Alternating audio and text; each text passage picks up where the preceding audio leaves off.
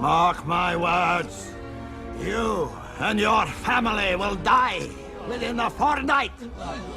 I will not rest until I see the end of the Romanov line forever!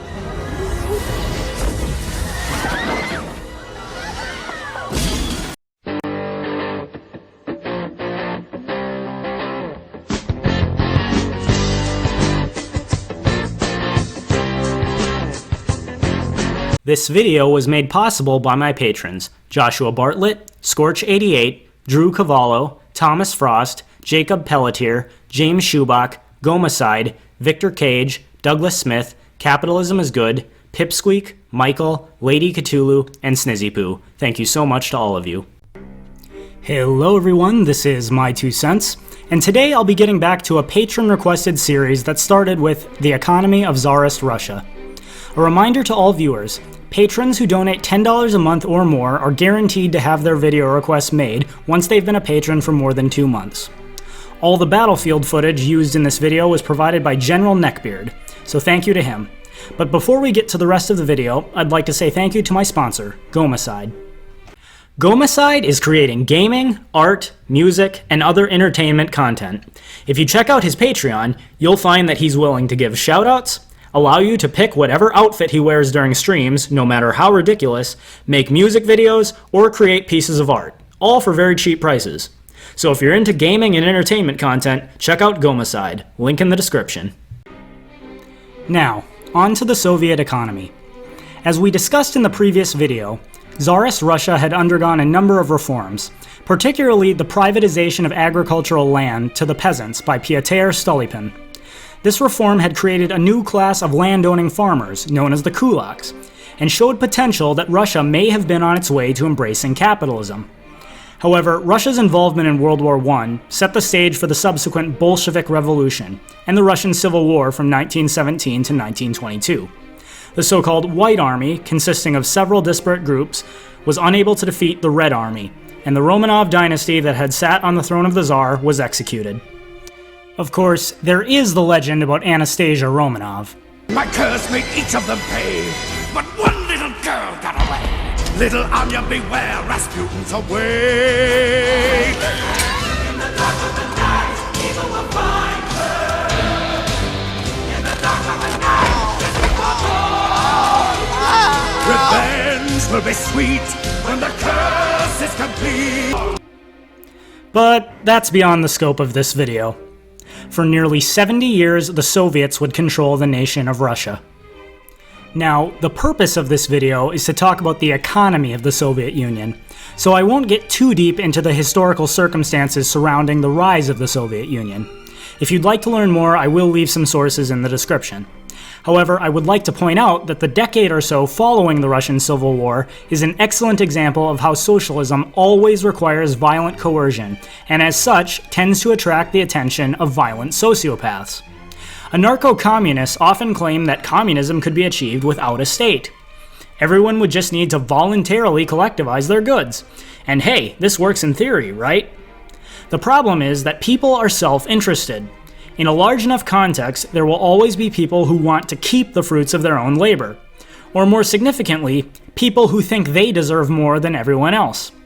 These types of disputes require an arbiter, someone or some group of people who have the authority to centrally plan the economy and resolve these disputes. However, the thing about power is that the people who are attracted to power seldom enjoy sharing it. There were at least 3 key figures in the rise of the Soviet Union: Lenin, Trotsky, and Stalin. However, history will always remember Stalin as the brutal dictator of the Soviet Union. Why?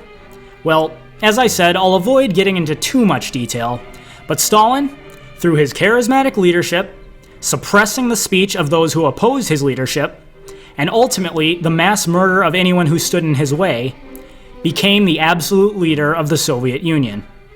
As Professor Jordan Peterson has said, anyone who claims the Soviet Union would have worked had it been led by someone other than Stalin is kidding themselves.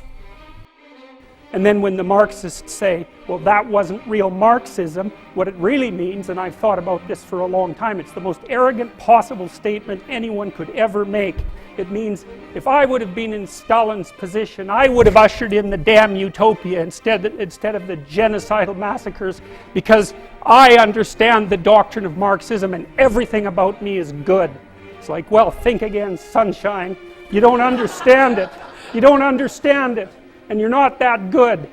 And if the power was in your hands, assuming you had the competence, which you don't, you wouldn't have done any better. And even if you had, there would have been someone else waiting right behind you to shoot you the first time you actually tried to do anything good. And that's what happened to all the old guard who ran the damn revolution. Stalin rounded them all up and shot them, along with their families and millions of other people. So even if you do happen to be that avatar of moral purity that you claim implicitly, the probability that you'd get to act out your goodness in relationship to those possessed by your ideology is zero. But anyways, how did the Soviet economy function? In 1928, Stalin launched his first so-called 5-year plan, by which the economy of Russia would be collectivized. Author Martin Malia notes that the end goal of the 5-year plan was to, quote, end the division of labor between town and country. There could no longer be any peasantry in Russia, for the peasantry were the proletariat whose class struggle had been used to motivate the revolution in the first place.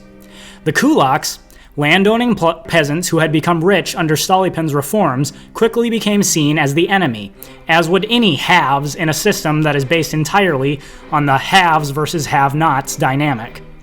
Kulaks who refused to have their land collectivized were killed or thrown in prison. In fact, from 1932 to 1933, the so-called terror famine that resulted from forced collectivization of land claimed between 6 and 11 million lives. The Soviet economy became what has been called a command economy. In place of prices regulated by supply and demand, the market was virtually done away with, and Soviet central planners, under the leadership of Stalin, simply dictated how resources would be allocated and what goods and services would be produced. The state would dictate how much steel was to be produced in Siberia, how much wheat was to be grown in Ukraine, and virtually every other economic decision that would normally be achieved through individuals seeking to meet their needs and wants in a free market.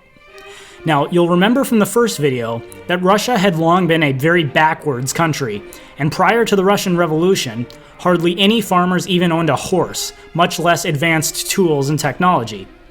Industrialization had been underway, but not nearly to the level that had already occurred in other parts of Europe.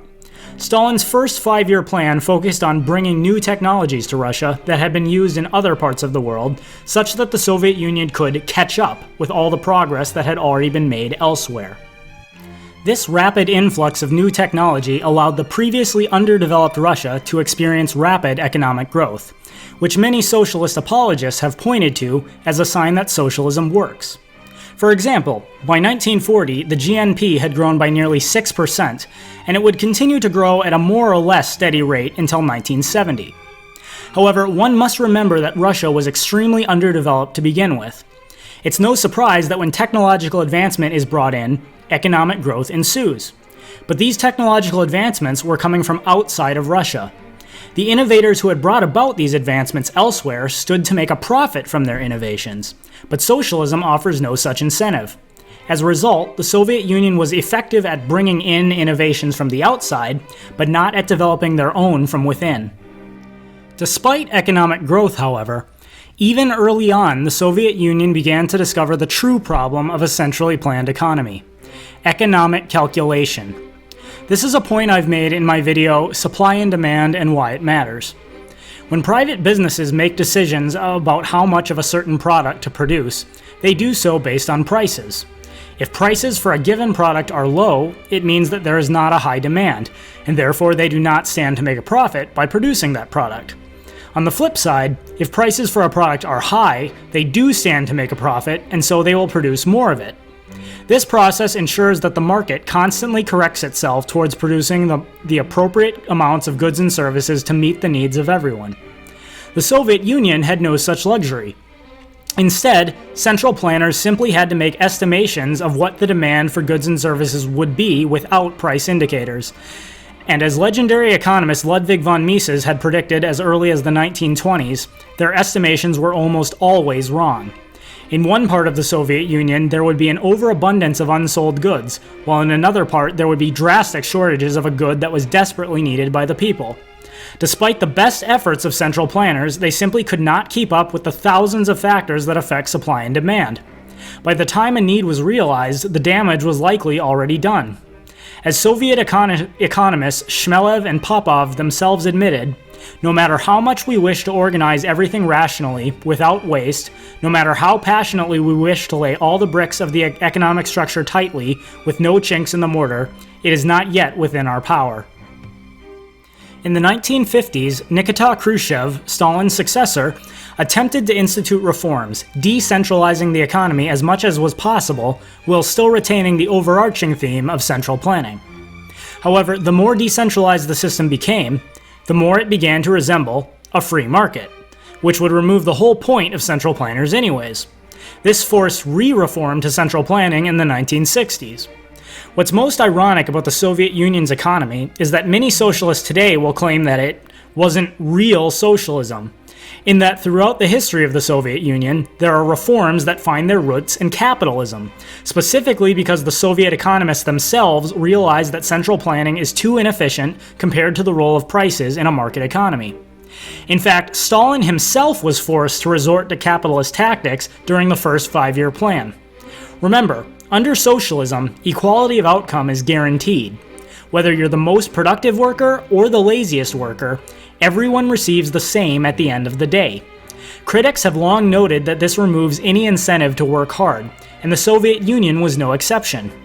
In true totalitarian fashion, workers had to be punished or threatened for failing to make quotas, showing up late to work, or not showing up at all, or else nothing would have gotten done. In the 1930s, Stalin himself began to argue for higher wages to productive workers in order to increase productivity, despite the fact that his own officials pointed out that this would create a rich versus poor dynamic that socialism aimed to destroy. The bottom line is that when the Soviet Union did succeed, it had to borrow from capitalism to do so. This meant taking technological advancements that had been produced under capitalism, incentivizing productive labor with rewards, and decentralizing economic planning as much as possible to avoid inefficiency. However, this simply couldn't last forever, as evident by the Soviet Union's collapse in 1991. The socialists of today can point to these elements of capitalism that the Soviet Union utilized and try to claim that the USSR wasn't real socialism. But until such time as they can show how the Soviet Union would have succeeded without borrowing from capitalism, I'll be inclined to conclude that the very fact that a nation committed to socialism was forced to borrow from capitalism shows that socialism simply cannot work. In the words of Ludwig von Mises, economics as such figures all too sparsely into the glamorous pictures painted by the utopians. They invariably explain how, in the cloud cuckoo lands of their fancy, roast pigeons will in some way fly into the mouths of the comrades. But they omit to show how this miracle is to take place. And that is my 2 cents. Take it for what it's worth. Thanks everyone for watching. If you liked this video, please hit like and subscribe. You can also hit the bell to ensure you're notified every time I upload a new video. This video was made possible by my patrons. If anyone else would like to donate and help ensure that I have the time and resources to keep putting out content, for just $1 a month on Patreon or Maker Support, you'll receive your name listed in the end credits and the link to one of your social media platforms listed in the description. You can also support the channel by purchasing my 2 cents merchandise or checking out my Amazon affiliate links. To follow me on Twitter, Minds.com, BitChute, WordPress, Gab, or iTunes, check out the links in the description. Uploads are every Tuesday, Thursday, and Saturday, so stay tuned for more videos.